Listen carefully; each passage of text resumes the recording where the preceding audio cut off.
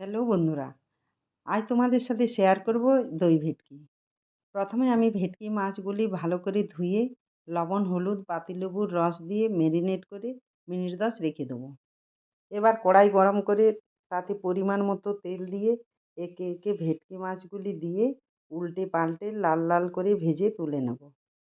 এদিকে আমার যা মশলা লাগবে সব রেডি করে নিয়েছি। পেঁয়াজ বাটা, আদা রসুন কাঁচা লঙ্কা বাটা, টমেটো বাটা আর 4টি কাজু বাদাম দই দিয়ে বেটে নিয়েছি। আবার ওই কড়াইয়ে পরিমাণ মতো তেল দিয়ে তাতে গোটা গরম মশলা, 2টি শুকনো লঙ্কা, 2টি তেজপাতা ফোড়ন দিয়ে নাড়াচাড়া করে পেঁয়াজ বাটা দিয়ে দেবো। পেঁয়াজ ভাজা হলে আদা রসুন কাঁচা লঙ্কা পেস্ট দিয়ে কিছুক্ষণ ভেজে একে একে জিরে গুঁড়ো, ধনে গুঁড়ো, হলুদ গুঁড়ো, লঙ্কা গুঁড়ো, সামান্য জল দিয়ে মশলা নাড়াচাড়া করে টমেটো বাটা দিয়ে মশলা ভালো করে কষিয়ে নেব। এবার কাজু বাদাম আর দইয়ের পেস্টটি দিয়ে আবারও কষিয়ে নেব কিছুক্ষণ।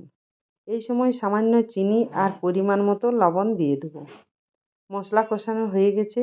এবার ভেজে রাখা মাছগুলি দিয়ে 1 মিনিট মশলার সাথে মিশিয়ে পরিমাণ মতো জল দিয়ে দেবো। মিনিট 10 ফুটিয়ে নিলেই তৈরি আমাদের দই ভেটকি।